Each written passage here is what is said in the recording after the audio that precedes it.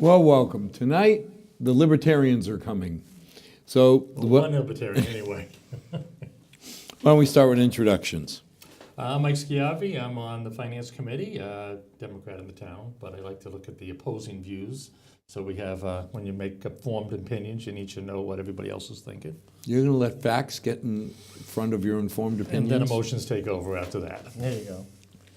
Hi, my name is Mike Soares. I am currently the treasurer of the Milford Republican Town Committee. So, number one on the hit parade for tonight. Do we go to Mexico or North Korea? We can start with North Korea. That's The entire Korean peninsula, really, is what it's all about. That's right. Yeah, but I think realistically, we know how the South Koreans are going to respond. Question is, did Trump pull off a minor miracle, or is it going to be like the last two, where they get the benefits and then just kidding? Well, all we can do is wait and see, and setting the stage for a possible conclusion of the Korean War. If that's what the North Korean leader really wants, then without too many strings attached, that's a good thing for the Korean Peninsula.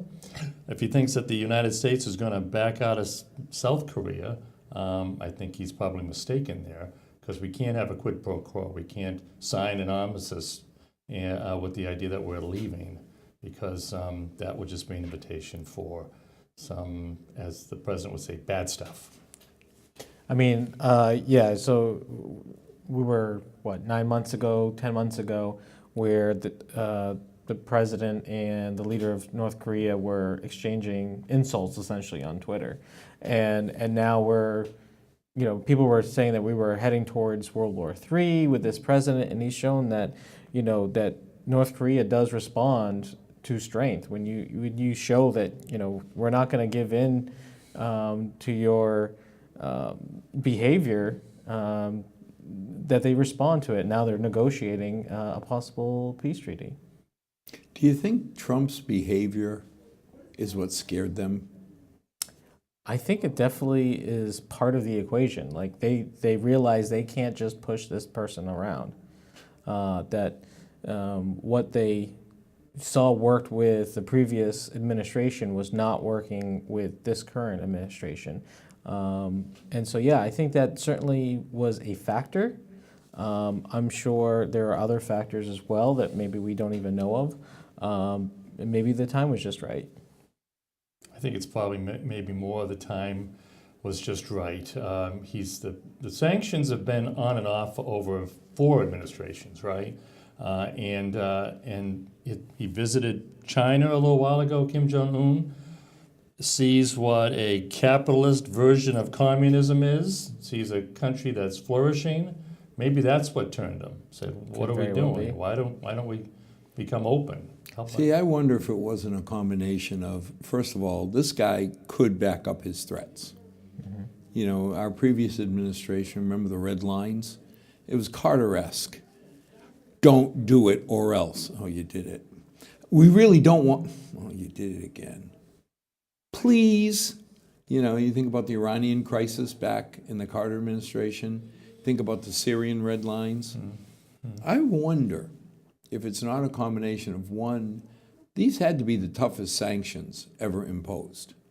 And from everything I read, and it's hard to know what's fact, what's fiction, even my 2 best sources, I like to listen to Fox News and then CNN, and figure that somewhere in between is probably reality. Maybe.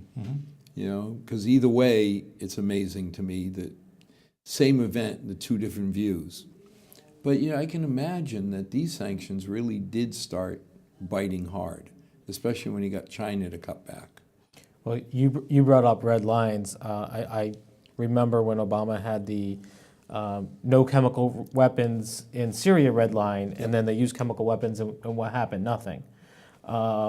We've had 2 major strikes since the Trump administration took over on Syria, both right after chemical attacks. So he has shown that he's willing to take action when you do in fact cross his red line, where the previous administration kind of backed away from that, and that's a problem. Now, some people criticize him for sending in missiles without troops. What do you think? Yeah, just lobbing in missiles, $1.5 million a missile, 23 missiles, 100 missiles, whatever.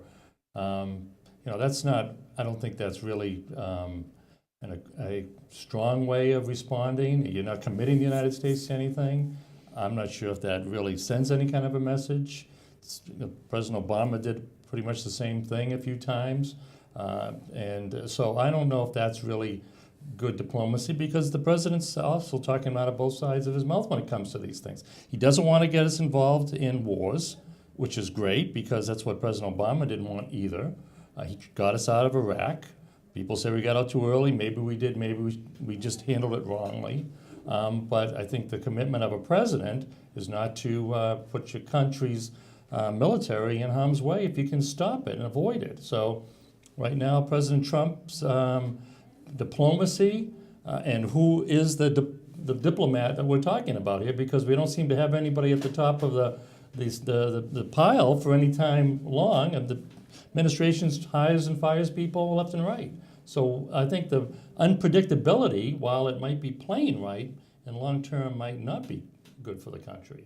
It's really scratches people's heads as to where Well, we're what going would you as a do, country. Mike? I mean, would you really advocate sending in U.S. kids?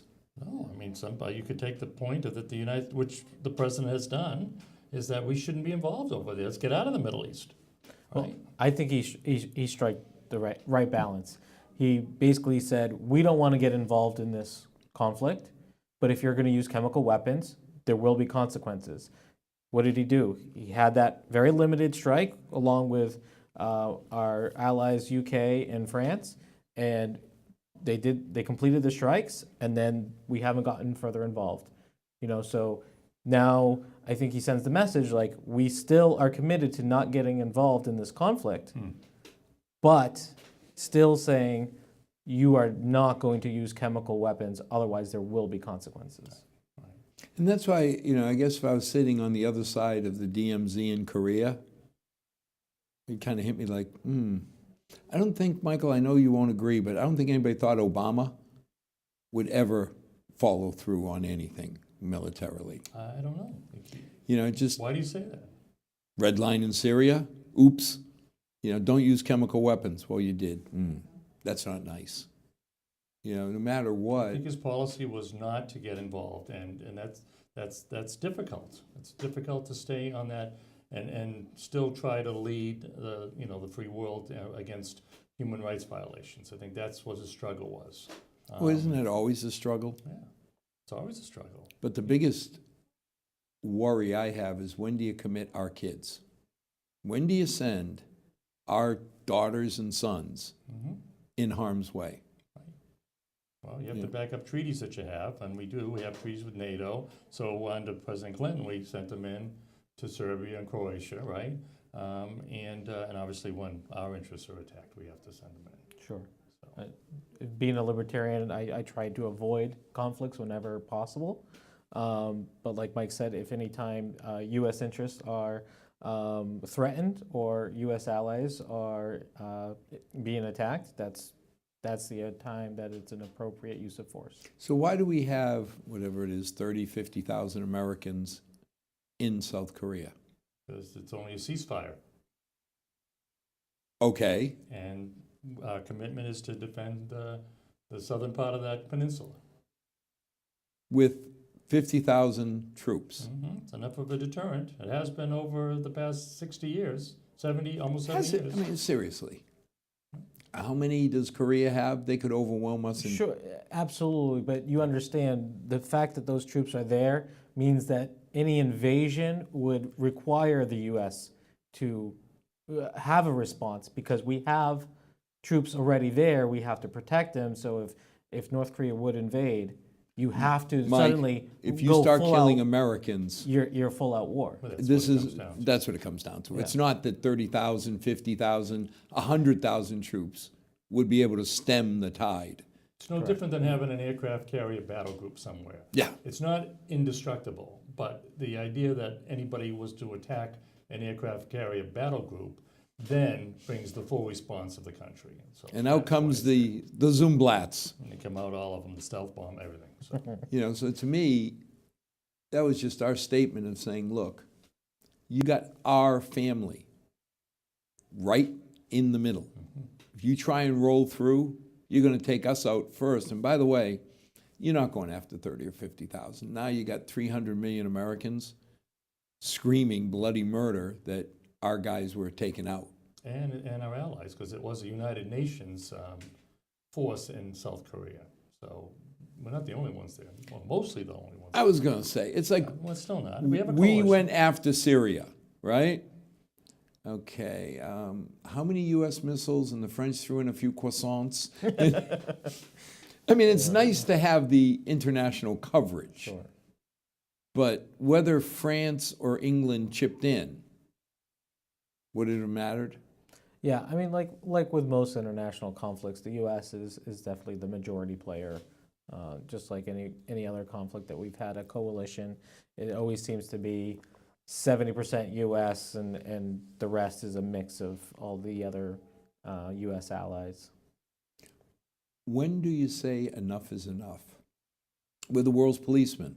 And it's getting expensive. It's getting very expensive. And I was reading an article the other day about, the strategy of the United States years ago. But it all depended on us having a certain quality of life and ability to manufacture and keep people employed. And as manufacturing is leaving the country, do we have that mass to keep moving forward and doing this? Can we afford this bill, which of course, the deficits now are just tremendous.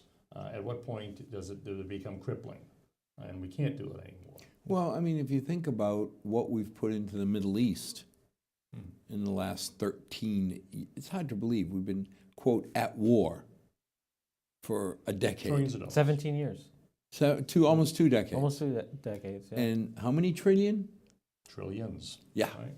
So you sit there and say, we're screaming that we're letting the deficit go up to $20 trillion. But if you took 3 or 4 off that, because we didn't go into Iraq, Afghanistan, and I don't think any of us was upset that we went into Kuwait and pushed the Iraqis back the first time.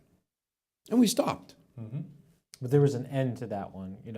The problem is nation building is very expensive. We've been in Afghanistan literally 17 years, and that country is still struggling with their infrastructure, with their security, with their education. It's a mess. Michael, let me ask you a question. Do we have the right to go into somebody? I come to your house. I really don't like the chicken coop, right? Do I have the right to tell you ought to take down your chicken coop? So I don't think anyone denies the U.S.'s right to go into Afghanistan and take out the Taliban after 9/11. I guess you certainly have the right to be critical for how long we've been in there. I think the U.S. And this is not my position, but I think the U.S.'s position is that they're continuously fighting back the Taliban, that there's still a presence, and until the Taliban is eradicated, that they will not leave, which might take a couple more decades. Still, it's too unstable. It may never be better. But why do we have the right to say no Taliban? Oh, because they sheltered Osama bin Laden. That's why. And that was I was watching a series on I don't know if I can advertise Hulu, the Looming Tower. Yes. Which tells all about the build-up to 9/11.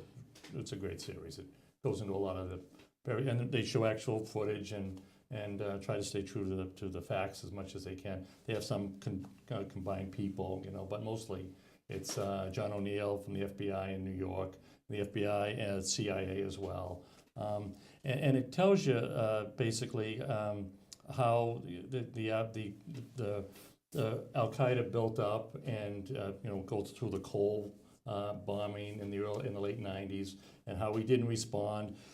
The CIA recommended us going in earlier and more than just lobbing over missiles, but actually attacking multiple sites. And it was tough back then because you didn't know what was going to happen until now. In hindsight, we know what was going to happen. But why did we go in there? Because of that. Because they were sheltering them. He was training his people there. And once we found that it was where they were, That was the ultimatum. Give them up or not. But now, if we pulled out, It would be chaos again. They don't have enough structure. okay, and why should I sacrifice American guys and gals? You're making an investment so that it doesn't happen again. It's the same, my daughter, I don't know if I mentioned this before, my daughter once asked me, why is the military so big now in the United States?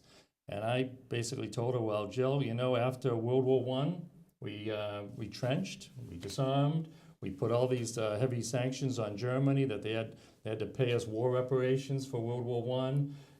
Everyone went into the Depression. We stayed away, and then tyranny came back. And after World War II, we basically said as a country, we cannot let tyranny take over again. So we will be a presence everywhere that we have to be to keep order. We may not be given the best thing for all the parts of the world, but we're trying to keep a structured order to the planet. And I think only the United States can do that. Is it because worth we're sending? But it's multicultural. starting to become a huge burden on the American taxpayer. And that's the and- problem. Fundamental That's, question. That's why. Is it worth sending Jill over there? Well, my son Alex was over in the Middle East just recently. We're deployed with the Marine Corps as a flyer. So is it worth us to be there to keep normalcy as much as we can? Yeah, but I define? forgot Alex Yes. was there. Yes.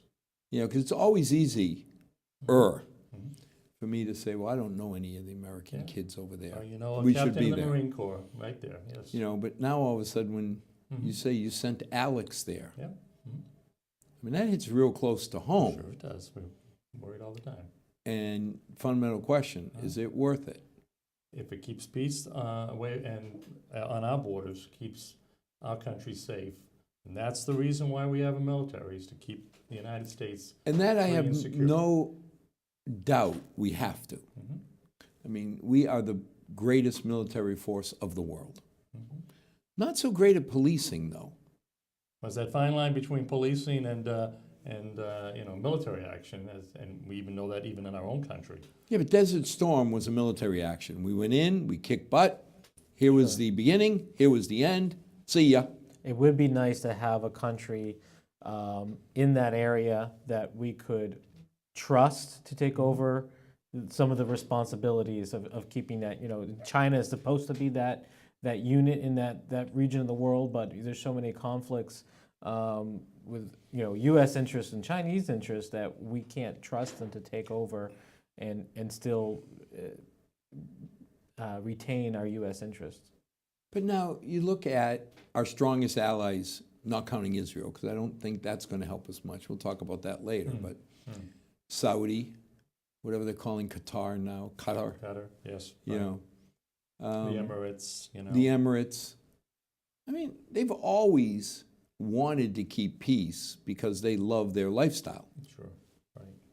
I mean, it was so obvious that the Saudis lived very, very well if you were a Saudi, if you were a Kuwaiti, if you were from the Emirates. Now, you had a lot of people there that were supporting you. But the last thing in the world they ever wanted was to see the social structure turned upside down. Right. But you look at 9/11, you look at some of the funding. It seems like a lot of the royal family was, I don't want to call it paying blood money, but saying, okay, we'll fund you, we'll leave you alone, but don't mess inside our borders. Right. Are those really allies? Well, we define allies a lot of different ways these days, right? We do. So it's hard. It's not a black and white world. It isn't. There are lines that we know that you cannot cross, but there are blurred lines too. I have no issue with the kingdom. Every time I've gone to Saudi, I've been treated very, very well, very respectfully. They seem to have overall a very positive impression of America. But I just get nervous when I start seeing these shifting alliances. Well, yeah. When you look at Turkey, I mean, recently there's been some strains with, it's a NATO country, and yet they were attacking The people we were supporting. U.S.-backed rebels in Syria. So it becomes, in northern Iraq as well. yeah, So. I might be your friend and I might be your friend, but you guys might hate each other. And how do we But now, how do you resolve deal this? with the fact okay, the Turks and the Kurds have been at each other. For centuries. You know, it makes me laugh because when we used to look at, there was a trapezoidal piece of sand that the Bedouins recognized no country. It was up in the northeast part of Saudi. It was a corner of Saudi, Iraq, and Kuwait. Yep. And those Bedouins were recognized by all three countries as citizens. Because to them, they had no idea what a border was. They just, for centuries, have been wandering that area. You know, so you really didn't have a definitive plan. Are you Iraqi? And they're like, what? You know, and then you look and you say, okay, who are we really counting on? And, you know, today we're back. I guess Iran isn't as nice of a group of people towards us as we had hoped once we gave them their truckloads or airplane loads of hundreds of billions of dollars. And a lot of people said it's going to bite us in the tuchus. Sure is. And it seems like they're using that money exactly the way they used to fund activities that go against us. So they want to be the major player in the area. That's no doubt about it. That's what their interest is. But now they're not Arabs. This is what really, they're Persians. Can they really be, except through force, the major player in the Middle East? They're Muslims.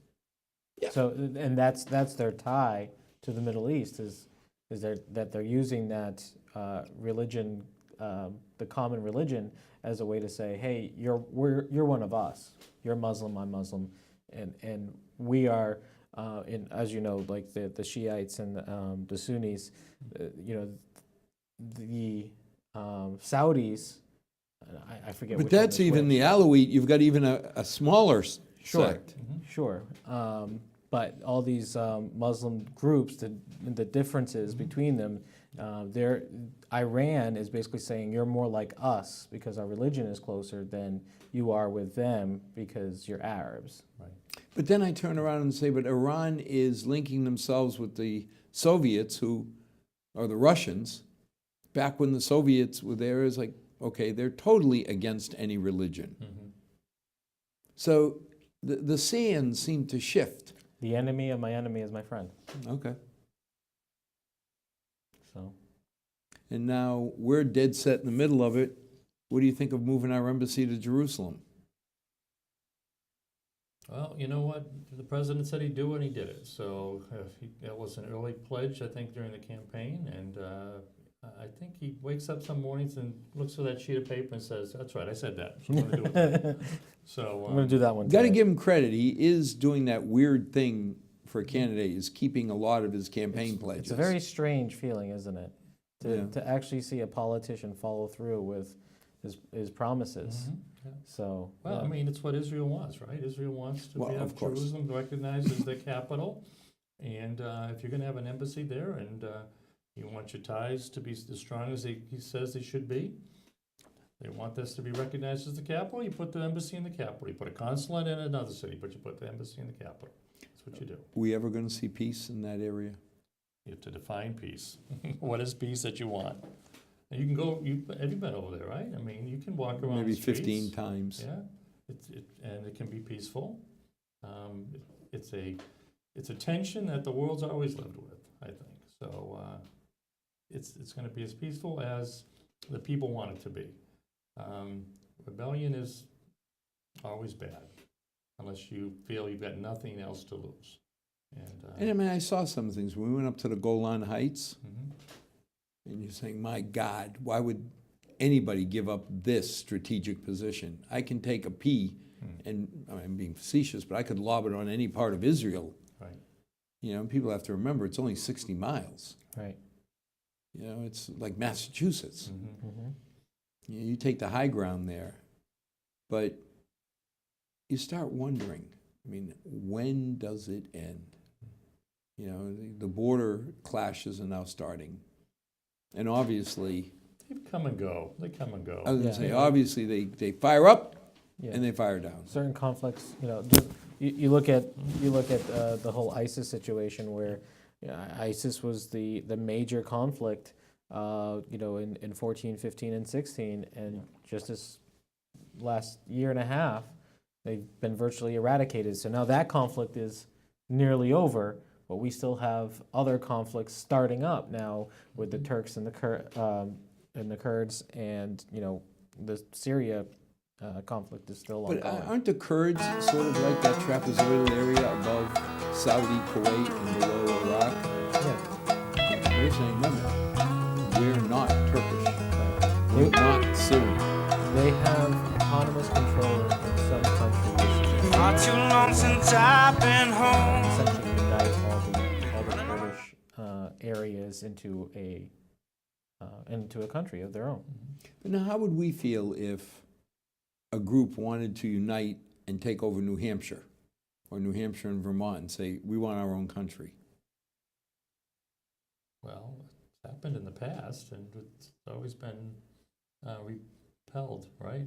Well, Northern California wants to be its own empire. I think the South wanted to be their own country at one Well, time. yeah, the Civil War, that Yeah. small And- skirmish. and by the way, during the War Well- of 1812, New England almost considered breaking off because of the War of 1812. So this happens every once in a while. Yeah. But you've got a strong federal government, and that's why you can't do it. Weaker countries have more trouble with that. We also don't go around and treating different citizens poorly simply because of their ethnic At background. least we try not to. It's a stated goal of the country. But now look and say, okay, one of the things the Palestinians are screaming about is they don't have equal rights to the Israelis. And yet we're 100% behind Israel. Mhm. You could also make the case that they had an opportunity at the end of the 90s to get the two-state solution that everybody thought they wanted. And that never materialized. Yeah. Right? I mean, realistically, there's one, if I could call it, real democracy in all the Middle East. Mm-hmm. Yeah, it's Israel, sure. You know, you can't look at any country around it. But there again, just like in Korea where we put out 30 or 50,000 man ragtag, I mean, compared to millions that would come in, it's really the true power and Well, it was stabilizing force at that ceasefire line. And the South was not a very good country for a very long time. And then they got their act together and are now a tremendous capitalistic country. And their economy is wonderful and the country's well, I doing mean, great. you think about if the surrounding Arab countries really wanted to annihilate Israel, they've had the chances over the years, just in sheer numbers. If it wasn't for U.S. technology and the U.S. commitment, Right. They'd be gone. Well, the Six-Day War would have been it pretty Yeah. much. So, and how do you can't fight 60 million, 40 million, you start them all up and you got 3 million people. Well, I think that certain countries, like the Saudi Arabia and Jordan, have learned that it's more prosperous to remain in peace than to try to engage in a war that you cannot win. So, yeah, especially if you don't have an end game. What is it you want after the war? That's always the problem. What do you do after it? But for the Saudis, it's simple. We want it to stay the same. exactly. We have a wonderful lifestyle, Mhm. as does the Emir and his royal family in Kuwait, the Emirates. We have a wonderful lifestyle. Yeah. We don't want it to change. We can fly to Paris and do things we can't do in our own country. But there again, women can drive in Saudi. Mm-hmm. They have movie theater, one, maybe two now, Yeah. in Saudi. I don't think we appreciate what a monumental change. First time I came into the kingdom, so I had no understanding of Arabic. Mm-hmm. So we're flying in, and I hear, the loudspeaker in Arabic. And next thing you know is it looked like every woman on the plane left and marched backwards. Right.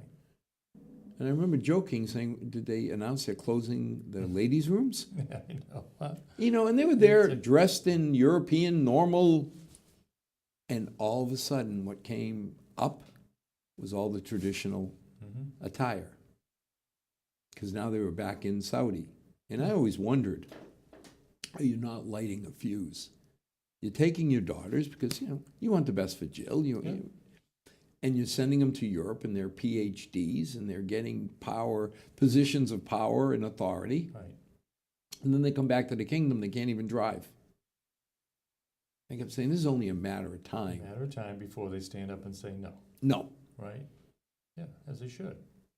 as we did. Mm-hmm. I mean, you think of the whole suffragette movement. Absolutely. Yeah. Can you imagine trying to tell your daughters, I'm sorry, you're not equal to Alex? Mm-hmm. The alternate plumbing structure makes it so that you have to be less than him. You wouldn't want to do it, but even if you did, your wife would hit you first. Sure. Right. Yep. Yep. Sharon wouldn't like that at all. Oh, would she? oh, my darling bride, I'd be dead on arrival. Yeah, death would be pleasant compared to. But you think about it, they were doing what they thought was best for their daughters, sending them out of the country to be educated. But how does a PhD physicist, chemist, then come back and say, well, in the country, you can be a kindergarten teacher? Mm-hmm. Mm-hmm. It only lasts so long before, like you say, daughter looks and says, Dad, no. Right. And I think you're starting to see some of the changes. Yeah, we'll see. Absolutely. You know, I mean, you think about some of the countries like China. Communism? Still a communist country. Yeah, but I remember. They like the benefits of the capitalist world. Yeah, they've pretty much turned into a government dictatorship with a capitalist economy. You know, they're controlling the internet. They control the government essentially, and who can be in what positions of power.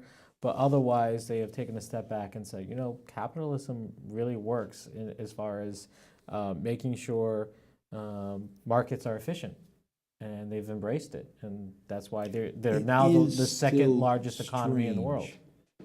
I recently went to Shanghai, and you forget when you first get there, and you try and Google something, Mm-hmm. and the screen goes white, and it just sits there. You cannot Google. You can use the Chinese version of Google, Baidu, and it looks like Google. It feels like Google, but you know that there's certain things that if you try looking up, the screen stays white. Mm-hmm. YouTube. No, Youku. And again, it looks like YouTube, kind of feels like YouTube, but somebody is saying, nah, we don't think you ought to be looking at stuff like this. And it's not porn or anything. I mean, it's political. Yeah, it's Right. all political, yeah. So, But you can break through that. I mean, there's a under dark web that they can.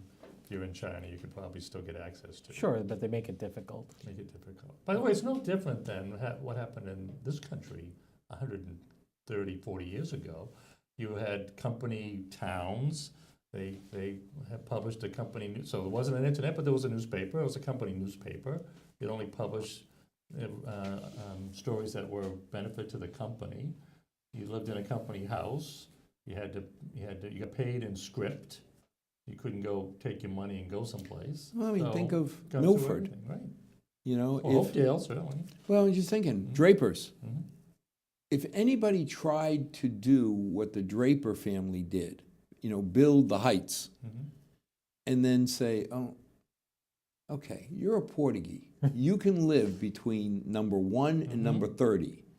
Well, what's a Schiavi? Mm-hmm. Yeah, Italian, So you got 31 to 60. right? Okay, but I want to live in 70. No, you're not Polish. Exactly. And today, they'd be hung by their Sure. toes Mm-hmm. because that would be discriminatory. But back then, what they were trying to do is make it comfortable. Mm-hmm. So everybody that came from Italy was in one long row. Yeah. They had a little Italian club. One of the apartments was called the Italian Club. We had a Portuguese club. And they did it all for the right reasons. But Sure. today, We're trying to go past that, right? Integrate, make everyone feel and believe and committed to everyone having the same opportunities. and that's what gets me like with Cuba. We're talking about toughening the sanctions and all. Let me ask you, if you really believe in capitalism, can't we just overwhelm them with benefits? Isn't that what broke China? You would think. Better cigars. I won't be paying $40 for Cohibas anymore. But I mean, think about it. China has changed so dramatically. Obviously, the Soviet Union's gone. But what really drove it? I mean, I always felt the worst situation would be an East German, because you can get the West German TV, and no matter how many times people tell you it's all fake, you know, that you can just walk into a store and buy food, Right. eventually people start understanding that there's a different way, Yep. Right. Exactly right. you know. I always said over in Afghanistan, you know, the trillions of dollars that we put into fighting them militarily. What if we had just put a big Walmart in downtown Kabul and said, everybody can shop here for free for the next 10 years until you get your country established as a capitalistic country? Would that have worked? Would people have gone into a big American store, a Home Depot, a Lowe's, Walmart, whatever, bought televisions and washers and dryers and But isn't that infrastructure what and change their economy? Saudi and the Gulf nations are accused of? That if they really wanted to fix the Palestinian problem, put the money into building infrastructure. Right. Sure, of course. You know, but I remember when I used to go in and out of Saudi, and I was there about every 6 weeks. The Saudis, if you looked at the director and who was heading it up, was a Saudi. Then you had North Americans managing, and you had just a ton of Palestinians, Filipinos, whatever, doing the work. And I always wondered what made the Palestinians so unwelcome. And then somebody said, well, they were like the Jews. They asked a fundamental question: what makes you king? Oh, well. End of story. The minute you get educated people or whatever asking the question, why are you a king and I'm not? Yeah. Isn't that what we went through? Right. You know, you think of our whole country. Somebody asked the question, why would you be better than me? Because if they put enough money into the West Bank or to Gaza, people who like their life are less likely to give it up. Yeah, you're right. It's exactly what happened here. But not that so much why are you a king, but why aren't we treated the same as the citizens in London, right? And when we couldn't get that equal representation, that's when we decided to be our own country. Because if you're not treated the same, then you feel inferior, and so Well, but that's what's happened. why are you king? Well, why are you a duke, a duchess, a dog, or whatever it's called? Boy, I just don't buy the premise that your blood is royal and mine isn't.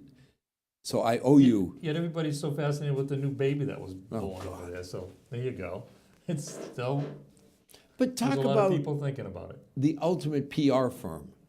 The royal family, They're not even from England. it doesn't I matter. was watching that whole other thing. They're from Germany. Yes, well, back then all the They changed aristocracy. their name to Windsor. It wasn't even real. It's all make believe. I didn't know But that. now you think about when the prince or the queen goes to the country, fantastic PR to sell things. What more would you want? You know, they're billionaires. Yeah. Okay, well, we've got a lot of those. Not a care in the world, though. But Bill Gates is probably worth a heck of a lot more than the queen, Sure. you know, but doesn't get the PR value. No, he doesn't have the diplomatic status that the Queen has. So as we start saying everybody should be treated equal, caravan hit the San Diego border. Sure. Opinions? No vacancy. Well, again, we are a root country of laws, and you have to define your country, and it's not an open border. The reason why we brought in people 150 years ago is different than the reason We why needed 'em. We needed We needed them to workers, yeah. build I hate the to be country. cold about it, but Yeah. you know, my grandfather came over, Mhm. and why did they let him in legally with his $32.80 in his pocket? They needed workers. Yeah. Yep. Had papers, and you could get it. He came in legally. Yeah. He lived here like the lowest rung on the poverty ladder because every penny he could, he sent back to his 3 daughters and his wife in Portugal. So now you sit there and say, what's the difference? Difference is now we don't need the workers. We have plenty of American workers. We still, even though our unemployment is at the lowest rate it's been in decades, we still do have unemployed Americans. We still have Americans on food stamps and on welfare and other social services. So we have our own American burden, if you will. And, we've decided that, we're not going to be taking other countries' responsibilities as far as, you talk about not being the policeman of the world. We can't support everybody, Right. That. We're not a lifeboat, Exactly. kind of what it is. Could you say no? If you were on the board, here's your You're sitting there lifeboat. watching the border, the people on the border. You're on the lifeboat, Michael, Yeah. and this little girl swims over and says, please let me in so I survive. What are you going to do? Well, your nature would be to let her in, and maybe I'll But- get out for a while or something. Okay. Yeah. There's the issue is, you hear about turn them away. Yeah. God, Cold worlds. I'm glad I'm not at the border. I don't know. I know my character is not strong enough to look at a little girl or a little boy and say, yeah, but you could tip the lifeboat. Yeah, I mean, it's definitely challenging, especially when it's children involved. But at the same time, you have to put the pressure on other countries and say, this is your responsibility to take care of, your citizens. And even though I think this latest caravan is from south of Mexico as well. It's Ecuador, Guatemala. Yeah, we need to put pressure on Mexico to say, look, you need to secure your southern border. Like, don't just keep your southern border open and say, as long as you're going straight to the U.S., you're welcome through. I think they learned from the Oregonians. One time when I was in California, I saw this beautiful sign that said, people from California, the Oregonians welcome you on your way to Washington. So the idea was, and I think Mexico's learned, let's make a channel. Yeah, Right. And if you want to stay here, we got a problem. right. But if all you're doing is going up the channel to America, carry on, McDuff. Right. Yep. Well, I think it's tough to be social engineers, and obviously we're not good at nation building or helping stable countries try to solve their problems. But they have to try to solve them themselves. Why are people leaving my country? Is what those countries down in Central America should be asking. And you hear, I'm leaving because the gangs, in El Salvador or Guatemala are threatening my livelihood. Sure. They're threatening my life, not just my job. Yeah.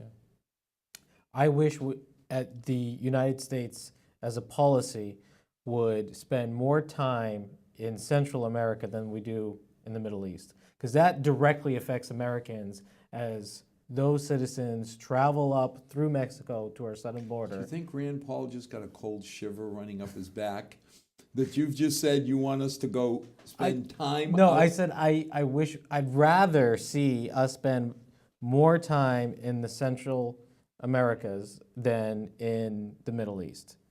Unfortunately, all our U.S. interests are in the Middle East, and therefore, to hell with Central America. Now, you've got an issue that's ripping this country apart. This whole idea of, do we welcome everybody? And I think most people would say, sure, but how do we pay for it? My instincts are not that, hey, we don't like Guatemalans or, look at Milford. The Ecuadorians, the Guatemalans, they're the new Brazilians. Who are the new Italian, or the new Portuguese? Who are the new Italians? Who are the new Irish? Right. How many times God dang these people for wanting to be just like us. The president is trying to change the policy so that it's not a lottery-based entry, that we don't care where you're from, We want people with certain skills, with certain abilities that we know that once they're in this country, they'll be able to take care of themselves and not require government assistance. And that's what we're trying to do, is move away from that lottery system that takes in, the poor. Well, my family, my grandfather came. He put his head down, he worked hard, he saved enough money to call my mother, then her 2 sisters, then their mother. Yeah. My whole family came Right. on that chain migration theory. Sure. None of them had any skills, except my father had skills, but other than that, none of the sisters or... But they worked hard. They didn't want to take assistance. They wouldn't. Well, I also think our social assistant programs have changed and evolved so much that they're, let's face it, they're a lot easier to get and to benefit from, no questions asked. You show up at the ER, they are not going to ask for, No. payment. If Jeff Hopkins has said Exactly. he is need blind. That little Hippocratic thing he swore to. Exactly. When he took his Hippocratic oath of do no harm, he's not going to turn anybody away. Right. But now, then help me understand. If I have sympathy for immigrants, a lot of them are coming in and they just want to do better for their family. Okay. What does amnesty city mean? Sanctuary city. A sanctuary city, sorry. Yeah. What does that mean? Well, you're not going to turn them into the immigration authorities. Not going to turn who in? People that are coming to the hospital, right? You're not going to ask you here illegally or not, right? I mean, I But feel like Are we really looking at those, Michael? I mean, my problem is not, our police chief has said, first of all, I don't have the right to deport people. I can't find out you're illegal and deport you to Rhode Island, or New Hampshire. But the people who come in, put their head down and work, that doesn't bother me as much as when I hear the criminals, people who come in and break the law. We're not going to report them in the sanctuary city. Help me understand where that makes any sense at all. it doesn't. That doesn't make any sense. Again, it's a broad brush, right? Yeah. It's not, I don't think it's the intention, and that's where I have problems with people that want to take just a clean, this is my way of thinking about this without looking at what's really happening. I don't think anybody would, if you started asking that question about sanctuary cities, that the first goal of a sanctuary city is to protect criminals, I don't think anybody would get behind that. The idea of sanctuary cities is not to disrupt families that may be living in fear that they're going to be deported right away. The problem is it effectively says that it ties the hands of local law enforcement and says you cannot work with the federal government. That if someone isn't that breaks the against the law, law? if you break the law and they have an ICE warrant on them, you are not to turn them in to the feds. That's See, essentially what that's where sanctuary cities I have do. a problem. And obviously, since my family is immigrants, I have a soft spot for immigrants who come in, put their head down, and work hard. But it's like I invite you into my home, and you start breaking the furniture. I think I get the right to say, get out. Yeah. So this whole sanctuary thing bothers me from the point that, I was stopped by the cops. I was doing 59 in the tunnels in Mass Pike, right? Yeah, you going Logan?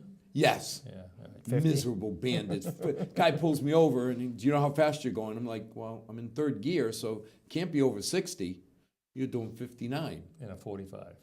I didn't know it was 45. I should have paid attention. Yeah. Well, you can't because they never cleaned the tunnels, so you can't see any of the signs in the But tunnels. to me, the Mass Pike is 65. Not I in the think, tunnels, 45. yeah.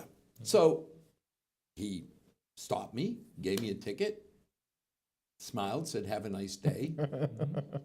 But I didn't get fingerprinted. I didn't get arrested.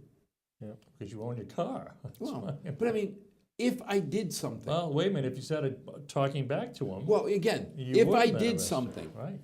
if I swang and hit the cop, Or if you simply didn't have a driver's license. but if I did something above that, then I could be arrested. My fingerprints are taken. Now, to me, this whole idea, this is an opt-in.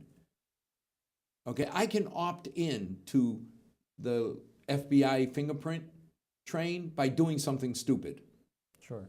If I don't, then I won't. So if you've done something, you beat somebody up, you shot somebody, you burgled, theft, and you get arrested and fingerprinted, how is it that I should feel that that person deserves any protection? They don't. And they get it and I don't. I mean, here's the worst part. If you and I were burglars, right, and we go in and we get caught and we get arrested, and you were from a different country illegal, they wouldn't send your name up the string, but since I'm an American citizen, they would. I'm confused. You're not going to get deported, though, because you're an American citizen, right? Okay. That's probably that's the underlying reason why they're not doing it. But does it make sense?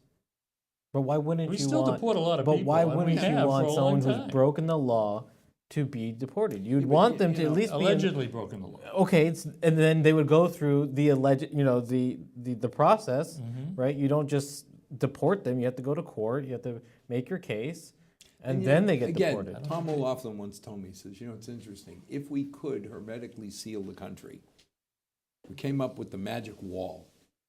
Star Trek Enterprise comes down, puts a force field around the country. Nobody can get in. He said it would take us 84 years to deport all the illegal Sure, aliens in the country. it's not practical. It's just not practical at all. So we're trying to get through the process, It's a storyline that keeps us going. It seems So we, like we're we trying want to to stem. stop. We want to stop the flow of illegal immigration, and then we want to deport the lawbreakers. But there are certain political or politicians of certain cities that, for political gain, they have declared their cities sanctuary cities, and But now, again, I'm stumped because if Milford declared we're a sanctuary tax-free city, nobody has to pay the IRS. That's federal law, right? You have to pay your taxes. And we said, we're not going to do that anymore. What would happen to us? well, the federal government has the option to cut off federal funding to municipalities. Do they? They should. Sure they can. Any agency can do that, sure. But I keep hearing that they go to court and the court says you can't. I'm sure the court will, and then it becomes who's in charge, right? So who has Well, Michael, I'll give you a softball. All right, Who's fire in away. charge? Well, Trump seems to be making progress on a lot of areas. so then his constitutional authorities in charge of the executive branch and all the agencies that are under it. Seems like our economy, which never hit 3% for 8 years, is above 3% in the first 8 months. Is it Trump, or is he lucky, or is his behavior actually having an effect? We'll find out. I think it's too early to tell. It's easy to say everything is wonderful because of some of the statements that he's made, and you could just make the case that it was coming that way anyway, and it was going to eventually get there. So But we were waiting for 8 years and it never seemed to get there. it kind of was pretty bad in 2007, wasn't it? Yeah, I mean, Yeah, but in I will give, 2015, It was a pretty bad 2007. I'll give credit where credit's will we due. ever get over it was his fault? No more than it was Hoover's fault. I think Obama certainly had a growing economy under his administration, but I think what you have seen under the Trump administration is the acceleration of the economy.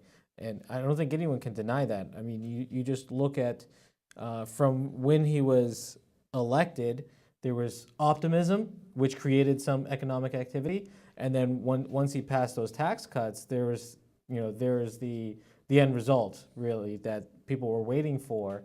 And that's, given another shot in the arm for the economy. And, who knows what else is I coming. feel like I'm getting a shot in 2018. I just don't know if it's in the arm. Because all of a sudden, I remember those 2 little strips of blue in the sea of red.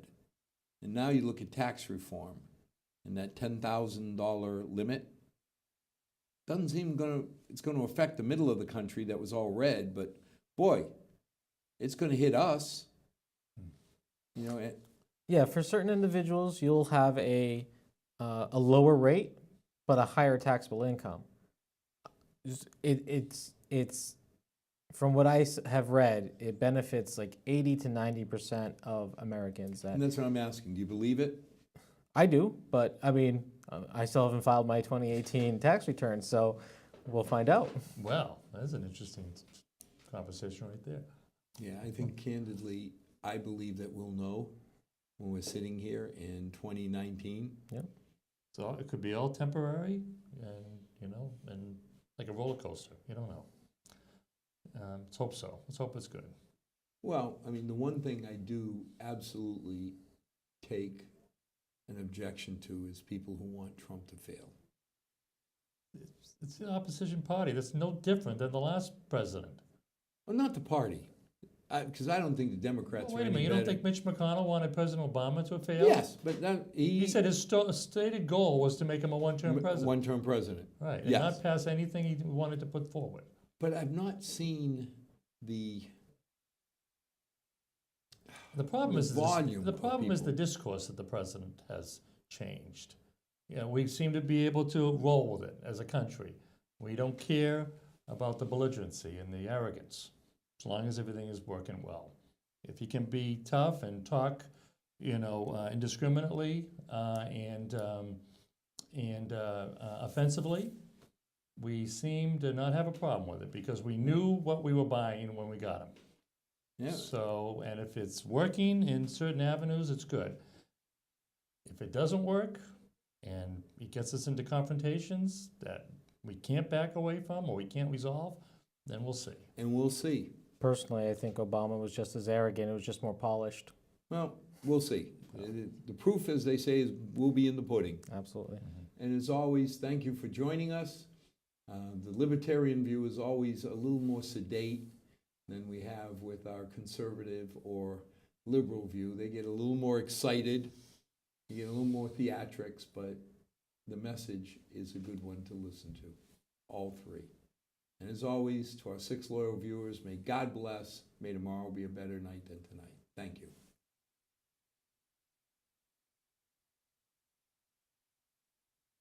Been home.